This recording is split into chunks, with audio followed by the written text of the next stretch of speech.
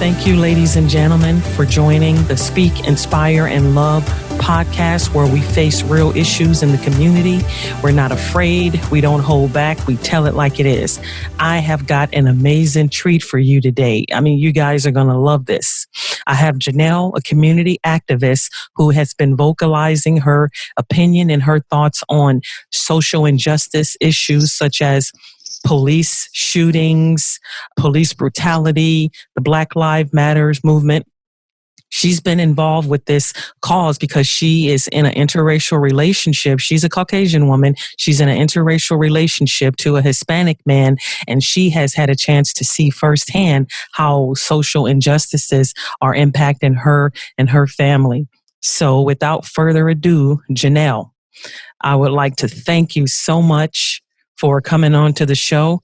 And right off the bat, I just want to ask you one thing. What made you take on this cause?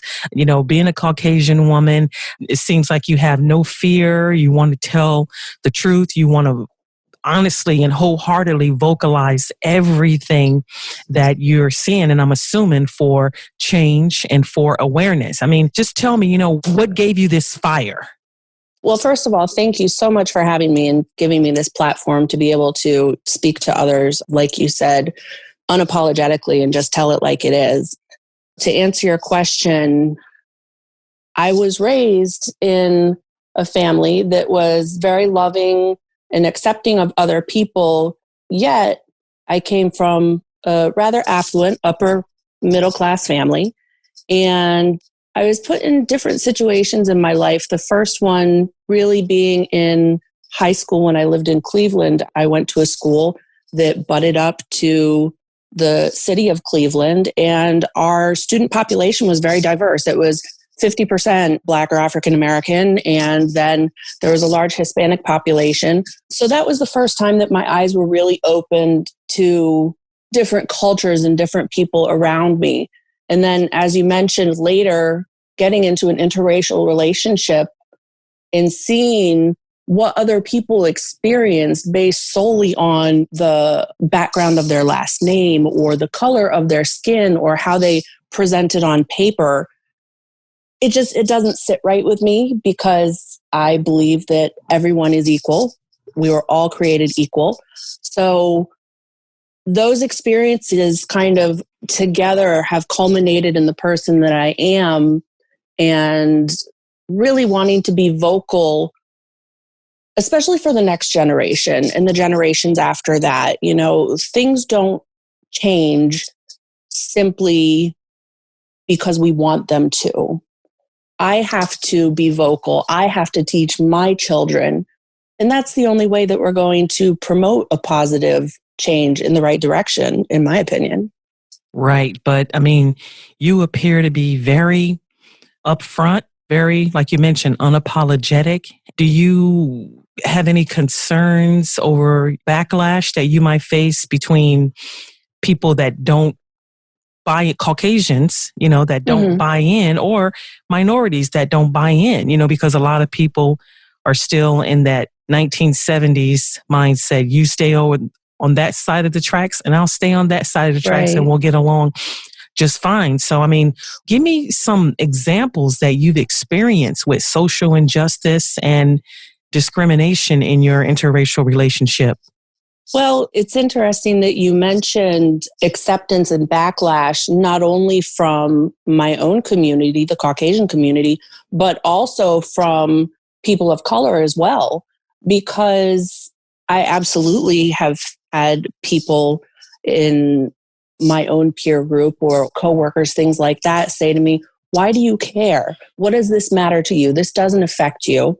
And then on the other hand, I've had people of color, whether it be, Black or Hispanic or Asian, it doesn't really matter. They've said to me, "Well, what are you, just trying to be woke? You think this is a cool new thing to be woke?" Or woke. Yeah, they throw out that term. They're like, "Oh, you think you're woke?" And I'm like, no, I think I'm trying to educate myself and be a more accepting and understanding person, is what I would say. That's interesting. That's very interesting. But yet you still come out with this bravery and with this just strong heart of wanting to make a change. And I mean, that's just amazing. When I met you and we had a conversation, I was like, wow, it's very rare that me being an African-American woman, you being a Caucasian woman, it's very rare that I see women on the opposite sides, not opposite sides as far as, any adversity, but culturally, right? Want to stand up for these issues you mentioned before. Everybody was like, okay, why you gotta, just leave them alone. If we just mind our own business, then everything is going to be all right. But you refuse to mind your own business, right? And that's one thing I loved about your energy. I do refuse to mind my own business, because if everybody just goes around with their heads buried in the sand for the rest of their lives, then they'll never understand. We will never come together to celebrate our differences, but also, again, our similarities. The reason why, I wanted you to do this segment is because of your energy. I was like, wow, she is on fire. I mean, and I'm not going to even lie. I mean, some of the things you were saying, I'm like, I'm sitting there taking notes like, all right, I'm a Black woman. I don't even know that. Okay. Teach me, girl, teach me, sister, and it was just amazing. I mean, your energy, I was like, wow, because I've noticed, just a little background information about myself. I was married to a Hispanic man. I have 2 Hispanic and Black children. And coming up in the military, you really didn't see the backlash that much, but I knew it was there, especially with my husband at the time. People would look at us. I mean, even my mom, when we first started dating, she was like, wow, and the interesting thing that just kind of let me know that sometimes family, they're the worst, because when my son he was born in Hawaii and he was 3 weeks old. We took a trip to California to show off this beautiful baby that my husband at the time and myself created. The first thing my aunt said when she looked at my son, and my husband at the time, he was standing in the room, she said, it doesn't look like Raul had anything to do with that. Oh. And I'm like, wow, can't you see the little button nose and the curly hair? Right. And I'm like, wow. So what would make her say that? I mean, I'm family, and what would make her say that? I mean, I really don't understand. So, but I do understand how, racism is not only among those who you never interacted with. It can be right inside of your own circle, your family circle, your friends, right? I mean, have you experienced anything like that? I have, especially being a Caucasian woman who now speaks fluent Spanish. When I have been presented in the Hispanic community, sometimes they assume I don't speak Spanish, and they say, oh, well, she's just a white girl trying to get into our culture. She's just trying, she thinks that she thinks that she assimilates, and I'm like, well, as a matter of fact, now that you mention it, I'm not just playing pretend. I lived in Mexico, and, I speak fluent Spanish, and I cook the food, and I love the culture, but in today's society, people are always looking for someone who's appropriating to be able to call them out. Oh, well, you're just appropriating this or that. And it's hard to try to explain. I've had white people say to me, and even a coworker said to me, well, you just think you're Mexican. Or, oh, well, why don't you go do, this or that, because you think that relates to you anyways. And they said, oh, you're just a white Mexican. Wow, white Mexican. Yeah. And they've implied that by embracing another culture and my husband's culture, that I've somehow lost my identity as a Caucasian person. And that's not the case. I feel like I've actually gained. I can love 2 different cultures in a respectful way, not trying to, become anything that I am not, but just embracing the newfound knowledge I have. Right. That's interesting. Yeah. Very interesting that you say that. And last year, 2020 was not good for anyone, not to even mention the coronavirus, then the last few years, we've experienced Ahmaud Arbery, George Floyd, and many others. We experience all those things. And I mean, what is your take on the way those obvious injustices have been handled? Well, I think first of all, going back to the question you had mentioned earlier, why am I so passionate about this? I think it's because you can have 1,000 marches, you could have 1 million protests, but if it's only the people who are directly affected by the negative action, then what is that really showing? Right. We need to have people of all races stand up against injustice together. It can't just be the African American community saying, hey, this is wrong. It has to be people like myself standing up and saying, absolutely, I agree. Right. And you look at Ahmaud Arbery and you look at Philando Castile and Sandra, she was in Texas, that she was pulled over for the traffic violation. I mean, but we're talking about people who literally did not do anything that should have given them a death sentence. Their death sentence was being Black. It was not what they were doing. Selling loose cigarettes, jogging in a neighborhood. Was it Philando who, when he was pulled over, he told the cops, hey, I have a concealed carry permit here in the vehicle with me. I have a weapon. I'm letting you know this up front. And he still got shot and killed. And not only that, in front of his girlfriend and his daughter. Wow. And the Sandra Bland issue you mentioned. Sandra Bland. The issue you mentioned in Texas. I mean, I look at some of the photos and some of the video. I mean, they just treated her like a cattle. And we might never know what really happened to her, So those type of injustices, it just keeps, the tension flowing, right? But one thing I can honestly say, my perception is that after the George Floyd issue, you started to see people come together. There was this unity. White people were saying for the first time, like, man, that's wrong. My Facebook page was just blowing up with awareness of like, hey, this is not right. And it was not coming from all of my African American friends. Right. So I was like, wow, my white friends is cool.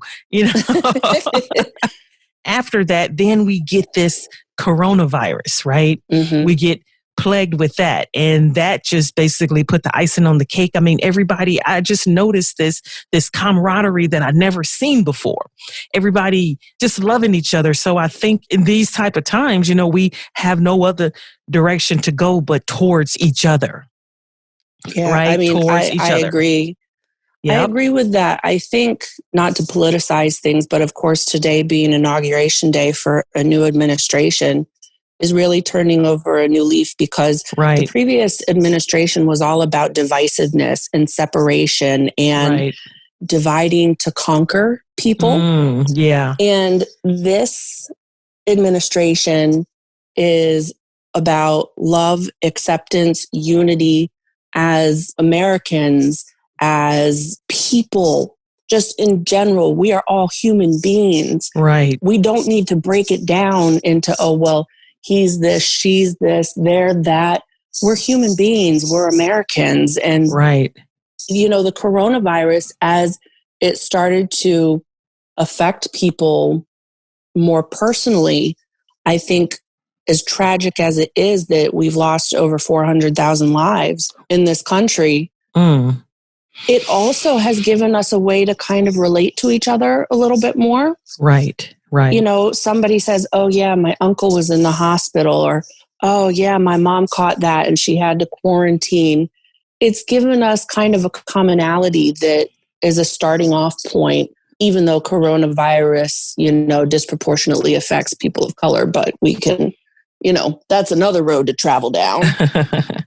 Why do you think that is? Do you think because of access to healthcare, or, there was something that I saw on my news feed, how African-American female doctor, right? Oh, a couple of days before she passed, she was like, they're treating me different. You know, I'm a doctor. I told her, she even blasted the dude's name. I was like, dang. She said, hey, you know, they're treating me different because I'm African American. And I'm thinking, did this guy know she was a doctor? Or did he even care? Because her being a doctor, she had a little bit more knowledge to this whole coronavirus. And I'm pretty sure she knew the best path of treatment for herself because she's probably got the virus by helping other people. And that just makes me believe that minorities, you know, in some cases on any level, a doctor, a bus driver, or a welfare recipient, you know, I think in some cases that perception is just like, you know, last. And I'm not saying that all African Americans, you know, are treated like that. But the examples that I just mentioned, I mean, it was just obvious how this doctor, she couldn't even get proper healthcare treatment. I'm like, so those type of things, you know, I think they still spur, you know, and encourage, you know, the divisiveness when we see these things. But at the same time, this coronavirus, you know, I just really believe that everything that's happened with that, people are still coming together. You know, look at the marketing and the media and, you know, all these commercials and, you know, you seeing grandma pass by the kid's house while they're in the front yard. So, I mean, they're promoting safety. I mean, have you ever seen anything like this? I mean, this is just like, my heart is just bleeding with love seeing all this, right? Yeah. You know, I haven't seen communities come together quite in the way they are, you know, when you think about little kids' birthdays and doing drive-bys where they honk horns because that child is sad that they weren't able to celebrate a birthday. You know, communities coming together and doing small acts to try to lift spirits for whatever reason, whether it be the coronavirus or something else. I think that's a wonderful thing that's happening. In terms of that doctor, it's interesting because the racial divide in healthcare this goes back more than 100 years. We're not talking about something that started now. Right. We're talking about something that started, you know, over 100 years ago, you know, maybe 200 years ago. I'll give you a perfect example. There was a doctor, and I can't think of his name, but he was called the father of modern gynecology. And he came up with all these groundbreaking ways to do procedures on women and all this wonderful research and study. And, you know, up until recently, I believe he had a statue outside of a prominent university because of all this wonderful knowledge and information that he gave the field of gynecology. Well, unfortunately, he was able to get that information because he performed surgeries on Black women who were enslaved in America. And he did so without anesthetic because at a point in time, it was believed that people of color did not feel the same level of pain that Caucasian people did. I mean, this was thought to be scientific fact. So he was practicing these surgeries on these women who were enslaved. And then he was turning them into something that was, you know, very boutique and taking it to Europe and performing it on Caucasian women, European women with anesthetic. Yeah, Marion Sims. Yeah, thank you. You know, but the thing is... Father of gynecology, who experimented on enslaved women. Yep. And it's interesting because they've followed up on that in modern day, and they've done studies in the medical community. And there are still people who practice medicine who believe that people of color have a higher pain tolerance than Caucasians. Wow. You know, they have actually shown, I mean, I wish I had the references to back this up, but I promise this is true. They've actually shown in studies that people of color receive less narcotic pain medication as compared to their Caucasian counterparts. Interesting. Yeah. Do you think that could just be in America, or do you think it's like a worldwide issue? think racial injustice is a worldwide issue. I mean, if you look at things that are going on in Europe with, Brexit and nationalism taking a rise, and refugees from the Middle East trying to make their way into Greece and then, make it into Europe and trying to be turned away. I mean, so it's not just here. It's everywhere to some degree. I think as a world in general, we're always going to be facing these things. You're right. What I've been scared of for the last couple of years when you had all the shootings. I mean, it was like every single day, some African-American man was apprehended, because they were just walking, like the slang, walking while black, barbecuing while black, driving while black. And my son being a Hispanic and black, I would tell him, keep your work badge on when you leave work and do not take it off until you get home. Because my theory is, if a angry officer was to pull him over, they would at least get some sense like, okay, he's not a troublemaker. He doesn't wear baggy pants. He's an adult now, but when he was younger, I mean, he didn't wear those Levi jeans that were like the loose fit. I mean, I had to basically look him up and down. It was like an inspection every single day he left the house. Because I was like, oh my God, what's going to happen to him? Is that t-shirt too graphic? He had the LeBron James beats, on his t-shirt. And I'm like, oh, take that off, go put on a white Hanes t-shirt with a Abercrombie and Fitch, logo or something. And it's sad that I had to get that micromanaging with him, but I was afraid because every single day you would see some kids shot in the back. They thought it was a gun and there was no gun. Officers get away. I was just frantic. Even when he left the house, I was like, I coached him every time he left the house. Things seemed to have gotten, I guess maybe the recording has stopped because Will Smith said, it's not that these things are just now happening. We're getting them on film. The cell phone era has kind of stepped up because, it's totally changed things. I mean, what would have happened if the Freddie Gray incident from 2015, if there had been video of that? Or you said walking while black. I mean, walking with a bag of Skittles. We're going back to, Trayvon. This is not new. This is not new. These are things that have been happening for a long time. But as you said, the cell phone era and, digital age recording, YouTube, it's made the access to it much easier. Yeah. So sharing it, it's opened people's eyes to what's really going on. That's interesting. You said sharing it, but one thing I noticed, even though this information was shared, that doesn't mean that these officers were, it wasn't a whole bunch of convictions going around. Right. So you have this on film. You see where a neck was being crushed with the knee. You see where a gunshot is being shot in the back, or 40 rounds in one person. You still see all these things, but I didn't see a lot of accountability. I think that's, multifactorial, but I agree with you, just because we're seeing it and it's being presented. I mean, with Ahmaud Arbery, how long did it take after the police were in possession of that video? It had to go viral. Yeah. For charges to even be brought up. That would have been swept right under the rug. Yep. And nobody would have ever known about it. No, you're right. Nobody wouldn't ever, outside of that community would have never heard about Ahmaud Arbery. Nobody would know his name. Say their name. Say their name. Say their name.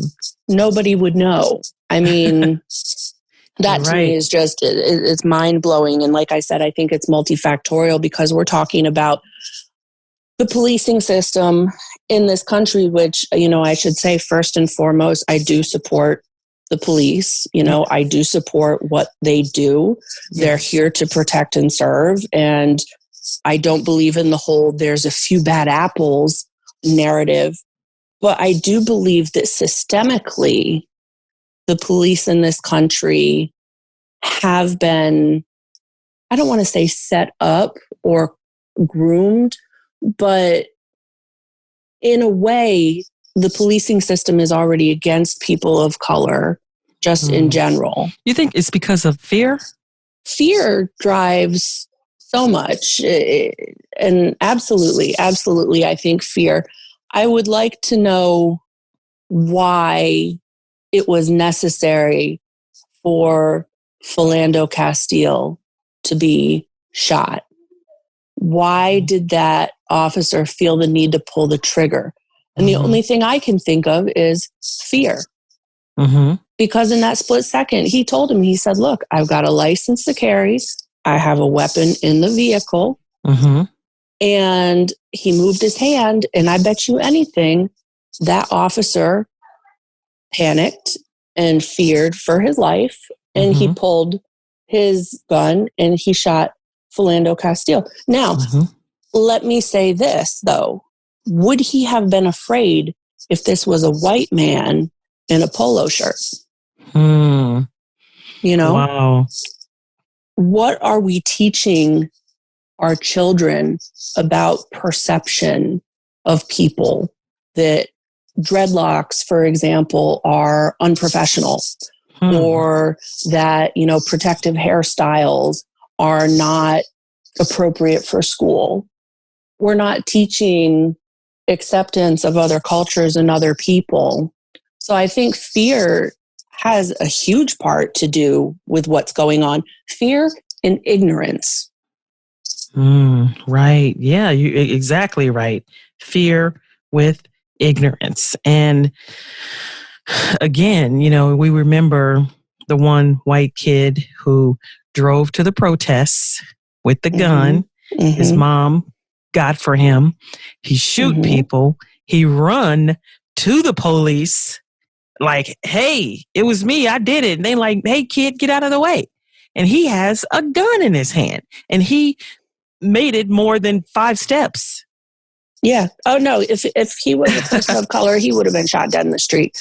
And, you know, there's an interesting YouTube video that I've seen, and it's called An Experiment About Open Carry.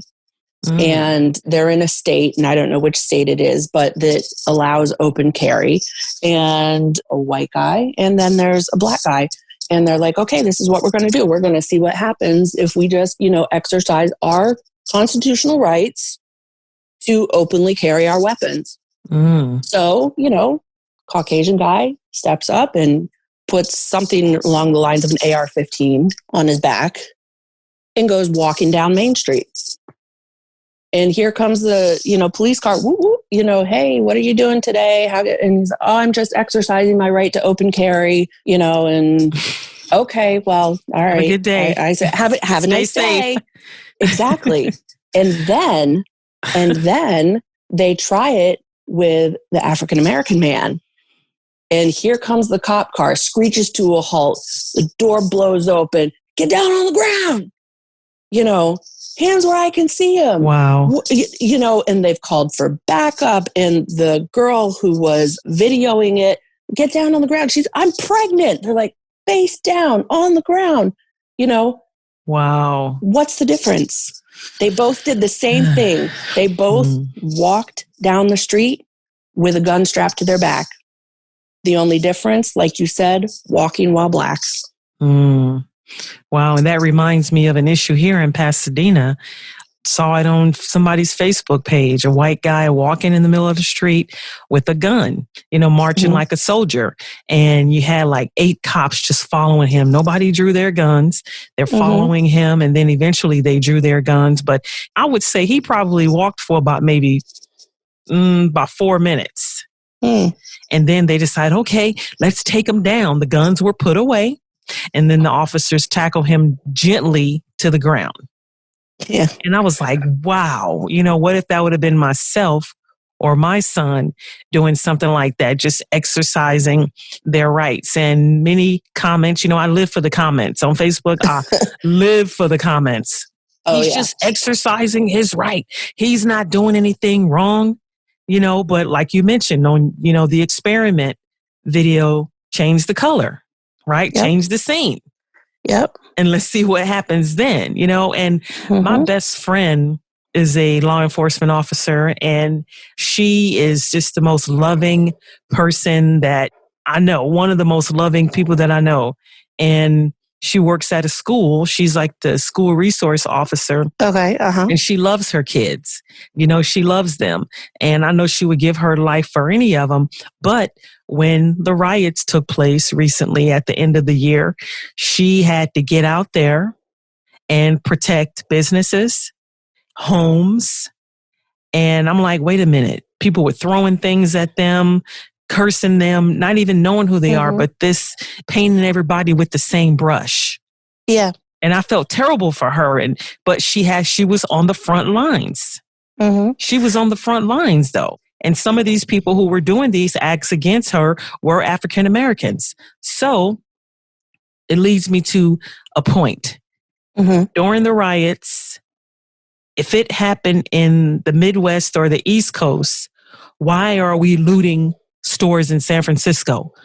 How are you bringing awareness to social injustice if you are being violent? Now, I know people are fed up, right? Some people just fed up and they just want to do something.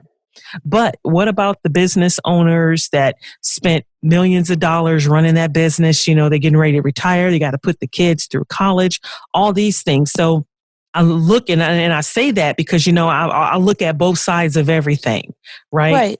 And I'm like, wow, what are we doing? What are we saying? We in San Francisco, we're looting and robbing stores, but I understand the frustration on the other side. I just don't condone doing that to innocent people. Now, I forgot what state that was in. They burned the police department down. I'm like, yeah, good for you. In Portland? Yeah. You're talking about, yeah. Yeah. And I'm like, okay, you burning the police department down because that's where the injustice took place. Right. It didn't happen in that business owners organization. It didn't happen 30 states away. And it definitely didn't happen in Target in the big screen section. That's where some people get it twisted. Exactly. Or in the Nike store, where the Jordans are. It didn't happen there. It's like, don't get it twisted, Yeah. And that's where I believe the fear stems from, because I don't know. I really do believe that the media drives this culture, because I'm sure on a daily basis, well, not daily, but I'm sure often than what we see, there's white guys doing this. There's other races doing all these injustices and committing all these crimes. But why is the camera always on the minorities? It seemed like they look for the darkest guy and be like, okay, we're going to cover that story. And I really do believe that's where the fear stems from, because if you are sitting on the sofa watching TV with your children and the first thing you see on the news, this black guy, with dreadlocks and all these things, that they use to, portray African-American men as being dangerous. That's all you see. And now you're like, oh my goodness, you're walking to the grocery store and, you see an African-American with dreadlocks in his hair. You're like, oh my God, that's that dude from the news. Yep. So I really do believe media creates the fear, because we don't have cameras, we don't have news stations. So whatever they put out there, that's what we see. Right. I think media portrayal is huge. And it's difficult because as a Caucasian woman, I have to even constantly fight those fears and ignorances that I have, just because of the way that I was brought up or the country that I live in. Perfect example. If I walk down the street at night and there's somebody walking behind me, if I turn around and it happens to be an African-American man and I'm by myself, I'm not going to sit here and lie to you and say that I wouldn't be scared. I'd be scared if it was a Caucasian man too. But there's just something that, like you said, the media drives, that society perpetuates this idea, and we're conditioned to it. It doesn't matter how open and educated you are. When society conditions you to certain normatives along their narrative, right? It just is what it is, Yeah. I mean, I'm scared of African American men with dreadlocks only because I saw Bad Boys 2. They were pushing the cars. I'm like, dang, they violent, but, Right. but that was Hollywood, right? So Right. it's not that I came up with this idea because, I'm racist or I'm stereotyping people. Being a woman, like, if I go somewhere at night, it's just a natural instinct. Lock your door. So, Exactly. watch your surroundings. I remember being in my parking garage, when I used to serve in an overseas location. And this, foreign woman, she had a nice Mercedes truck, the little Jeep. I was like, wow, that's nice. And I pull my Honda Accord in the parking lot. She's going in, and I'm still out there. And I'm telling you, she must have hit that clicker like 50 times just to make sure. Beep, beep, beep, beep, beep, beep, beep, beep, beep, beep, beep, beep. She walked around at one side of the car, then walked around the other side. I was like, wow. And does that say more about her as a person or our society as a whole or that culture as a whole and what the perception is that they've been conditioned to? Exactly. If you never take the time to educate yourself, you're never going to know. You're right. You anything will never other know. than what you want to know. And I think, Pete Buttigieg said it really well when he went on Fox News and he was getting criticism from a bunch of Democrats. They're like, why are you going on Fox News? What are you doing getting on this network? And he said it really well. He said, look, there's a lot of people that turn into this network in good faith, and they're never going to know what we have to say unless we come on this network and say it. Right. There's no way that somebody who, let's just, for example, say they turn on Fox News every day to get their news and they wouldn't dare touch CNN to get their news. One-sided. Exactly, one-sided. And, what Pete Buttigieg was saying was, the people who are watching CNN already agree with me. What do I need to talk to them for? Right. I need to come on Fox, right. And talk to these people who don't already agree with me. Right. That's powerful. Like you mentioned, the media drives the culture. And, Fox, CNN, I mean, each one is basically going to support their side, right? Right. There's a bias on both sides, I believe. There's a spin in either way, Right. And, the most interesting thing about that is when I do watch those news shows, I like listening, to both sides because you have to educate yourself about everything. I don't shut my mind down on one thing. I like listening, to all sides, regardless if I agree with it or not. But I do realize that media, they own which way we go, right? Which they kind of drive our thinking depending on what they choose to show us. And, this is just amazing. But as we kind of wind down here, just kind of let me know this, okay? I'm assuming your passion, you mentioned, coming from, a well family, middle class growing up.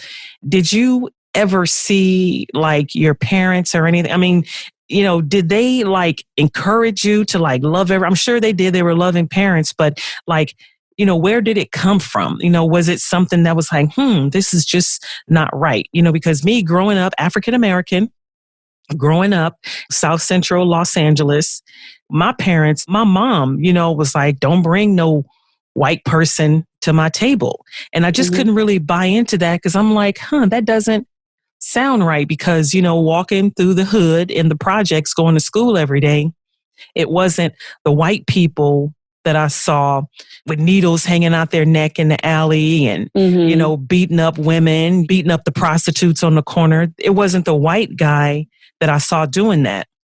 It was the person that looked like my brother, that looked like, my uncle. So I really didn't buy into that, white people are bad, because they would always say, white people gonna take this from you. The white man gonna do this. The white man gonna do that. I'm like, oh my God, the white man. All I see are the black men. Yeah. I mean, my mom and my dad were very open. I brought home my high school boyfriend, like I said, I lived in Cleveland, and he was a young Black man. And they were like, okay, and there wasn't any type of hatred towards him or anything. It's interesting because I said at one point, why is it that I feel like there's some kind of strife? They never said to me, oh, we don't like that he's Black or anything. And, my father explained to me, he was like, this has nothing to do with the color of his skin, but it's socioeconomics. And people on different socioeconomic levels have a different education and way that they present themselves and the way that they are. So, that kind of made me think about race and socioeconomics in a different way. So, my parents were open and accepting, and, they never said, don't bring him over. And I still talk with this guy to this day. He ended up marrying a white girl, and he has beautiful children. Okay. That's good. Yeah. He's happy. He's happy. Like, yes. So part of it was, yes, my parents giving me that ability to feel comfortable, but also in the same sense, educating me. Right. Right. And the story I mentioned earlier about, my family had this thing against whites. And I'm like, why? And, and like I said, I'm not prejudiced against whites. I love any man that gets my heart got me. Right. So it doesn't matter if you're Black, white, or what color you are. But I'm like, why are they beating down on whites so much? But later on in my life, I learned from a family member that sometimes when people see a different race, excelling higher than themselves, they become envious or jealous. So Black people, jaded. Black people have been successing, and doing great things for, Martin Luther King, even before that, Harriet Tubman, hell.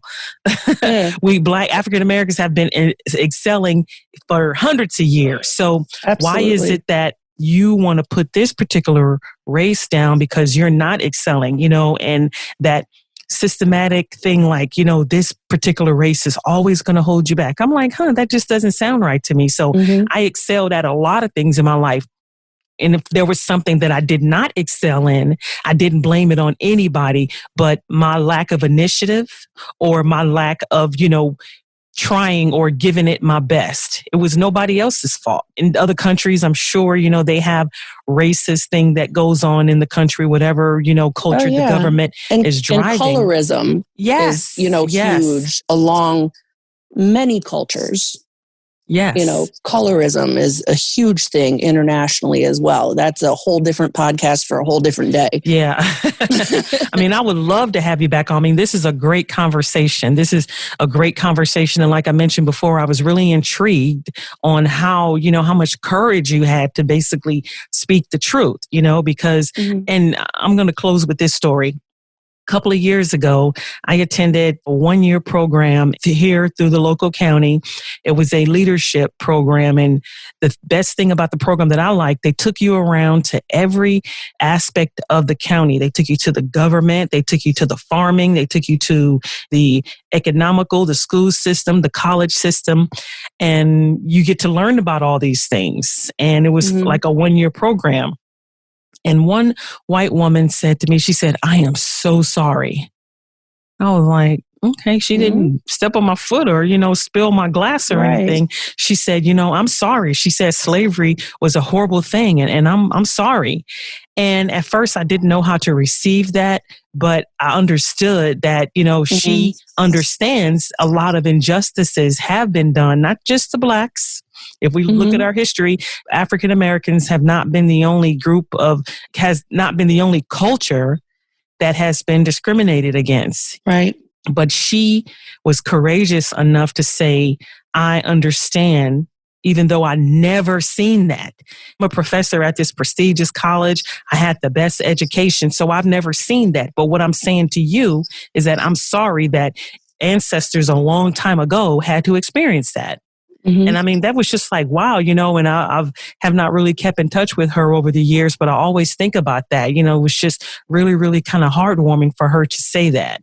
And goes back to what I mentioned before, how my family, they always found a way to put down a particular culture because of the way they looked. And I really understand didn't have anything to do with the way they look. I think it was the economic advantage or the disadvantage that they believed they were in because they did not excel higher than that group. But also where I grew up, I didn't have a whole bunch of people trying, since in the 70s, me, my sister, and my cousin, we're the only women in the family that have degrees. So years and years and years, it's only 3 women that have college degrees. So, that tells you something, try harder or you will excel. But, I thank you so much for coming on the show. And I just want to give you an opportunity to kind of say a few closing thoughts on social issues or racial injustice or anything you want to add. I mean, this has been amazing. I mean, I'm just like floored, but I want to give you the podium to kind of give us some like closing thoughts. I'll end with this story. And, thank you for giving me the opportunity to do this because this has been great for me too. I learn so much just by hearing about other people's stories. So as much as I'm sharing things, I'm also learning from you. And that's, the most anybody can ask for to keep moving forward. But I will close with this story, and it has to do with former President Trump when he first announced his candidacy. I've been married twice, and my current husband is Mexican, and my first husband is Mexican. And I have 2 children, and they are both proudly Mexican American. Mm-hmm. And Trump announced his candidacy, and he started with the now famous Mexicans aren't sending their best. They're sending rapists, murderers. I do remember that. Wow. And all of a sudden, racial injustice became very personal to me because as a white woman growing up with not only, white privilege, but also economic privilege, never had to deal with that. But all of a sudden, there was somebody who was standing up and they were talking about my baby. Personal now. Now it's personal, you know, and that really opened my eyes to a whole different world because, like I said, I never had to deal with any of these things. But now I think about, well, what is my son going to have to face because, his last name is a Spanish last name? Or what are people going to think about him based on the fact that he's got this nice, warm complexion? What are their perceptions going to be just based on seeing him? A different way to look at the world. So, like I said, now it's personal. I've always been passionate about it, but now it's personal. Yeah. And this one thing, I guess a lot of people would agree, but do you think that, prior to President Trump, we had Obama, right? We had President Obama. And do you think that, because when President Trump came into the office, I saw that this hatred and the racism kind of grew. Many people say a platform. Yeah. Many people say that, it gave people the opportunity to kind of be themselves. And don't get me wrong. I used to love Trump when he was on The Apprentice. I mean, he did a lot of great things. I used to love that show. But now, when he was put on the highest platform, everybody really had a chance to see who he is. And I'm not mad or I don't hate President Trump at all. But what I do feel strongly against is the culture. I mean, you're insulting the handicapped, journalist. You're, talking about all these people, Rocket Man, all those insulting culture. And one thing I cannot understand, you have a lot of people that support President Trump, and that's their right. But what made them accept the behavior? I mean, you have people out there who die for Trump. They will die for President Trump. And that's their right. I'm not knocking those people, but why didn't we saw all the protection and all these things. No, Trump, he's did this, he's done that. But why did we never address his character? Yeah, no, I absolutely know what you're talking about. I mean, I don't think that anything new developed with Trump. I think that he just gave it a platform. He made it okay. People said, oh, well, I like how he speaks his mind and he doesn't filter. And I think people were flocking to him because they wanted to maybe say those things too, but it wasn't PC. And all of a sudden, he can say it. So, I'm going to say it because, the president said it. And I think, like I said, he gave people a platform. And to what limit do people accept that? And there was a really interesting piece, Jordan Klepper, who is, a comedian, and he does bits on The Daily Show, which is actually quite informative, with Trevor Noah. He sat down with a group of Trump supporters and he said, all right, this is what I'm going to do. I'm going to give a list of scenarios, and they each had a little paddle with Trump's face on it. And he said, put the paddle down when it crosses the line and you've decided that you can no longer support him. And he started going through this list, and, it was making fun of someone with a disability, saying derogatory things about women. And then he started getting into more serious things like requiring that all Muslim people have to register. And not everybody put their paddle down. But then he said requiring all Jews to register with the government. And then people put the paddle down. And I'm like, wow, where do people draw the line? Right. That's it. Where do you draw the line? Where do you draw the line? And it was an interesting social experiment that he did that kind of played out in a comedic way because that's how they present things. Right. Right. But yeah, I mean, I don't understand. People are allowed to support whoever they want to support. I mean, America is a great country where we have this freedom of speech and we're able to have our own opinions, but I don't understand it.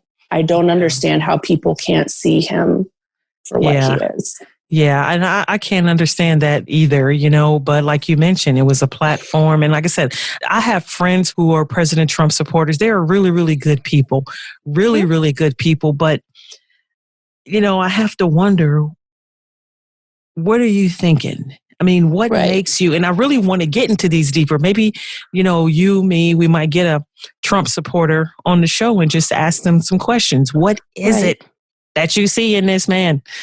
What is it that makes the sun shine out of, whatever for... Yeah, well, God bless him. He's in a new chapter of his life now.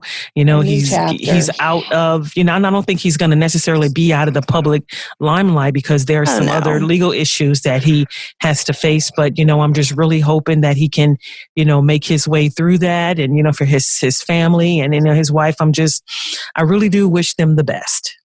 I really do. I do too. I wish them the best. And I also wish them, maybe some enlightenment and reflection and repentance and acceptance of others. Yes, that's the biggest thing. And, I was at work today watching the inauguration, and it was just like this, we didn't have the window open, but it was like fresh air just blowing all in my face. I got goosebumps. I got goosebumps. I did. It's so funny because 4 years ago, I sat at my desk, same job, same desk, and I cried as Trump was inaugurated. And today, I sat at my desk, same place, looking at the same TV, and I got goosebumps watching Biden be inaugurated. It's a good feeling. It really is a good feeling, and the Democrats have the House and they have the Senate. So I think, work will be able to get done, easier. Right. I'm sure there's going to be some division, but if I can change jobs, I would like to be Stacey Abrams' executive assistant. That's my dream job. Right now, I would run away from this job. I would run to Georgia if I can just work for her, because I'm sure some type of position was probably, offered to her or whatever, but she's going to be big. She's going to be really big. Can you just see all the grace and, the humanity and all the decency of character? I mean, class, just classy. And I'm like, wow, all this adversity and all these negative things that you went through. I mean, you lost an election that you probably put your heart and soul into, but you didn't give up. You said, okay, now I'm going to go work for this cause. And because of the work she did, I really do believe that's why Georgia is blue. And I mean, when was the last time that has happened? They said on the news, when was the last time that certain states, and, some of them, it had been 30, 40 years. Wow. Historically red states. I mean, I think that we have a lot of up and coming politicians who no longer fit the cookie cutter definition of what people think a politician should look like, which is, an old white male. Right. So now we're seeing women, people of color, people of different gender identities, all these different representations. And I think that's huge. I think that Biden's picks for a lot of his cabinet members and appointees are really big. This is mind-blowing that it took until 2020, but he actually appointed a woman who is Native American to, I think it's the Department of the Interior that deals with Native American affairs. Oh, wow. For the first time. Really? For the first time. Like, it took us that long to take someone who actually comes from that culture and put them in charge of things that have to do with that culture. Right. Who knew? Right. Wow. It's just, I think it's a new day. Yeah. And this has been a blessing. This has really been a blessing. I'm thankful for you, coming on and, just telling your story. And we definitely have to get together and do this again, because there's just so much to talk about, right? Yeah. So much to talk about. We could go on for hours. Yeah. Absolutely. And maybe we'll get Stacey Abrams to come on. You know what? Tell her to call me, because I have some questions. I need some pointers on how to keep the trajectory going. Yeah. Well, thank you so much, Janelle. I mean, this has been has been a blessing. And, I'm definitely going to get you on for another segment so we can continue this discussion, because this is not something that's going away, right? You mentioned earlier on in the segment that it can't just come from African Americans, right? It has to come from Caucasians and other races as well if we really, really want to make a true change. So thank you so much for being on the show. And, I look forward to our next segment. Yeah, thank you so much for having me and giving me, the opportunity to share my story and my passion. This is something that's been really great for me as well. So thank you.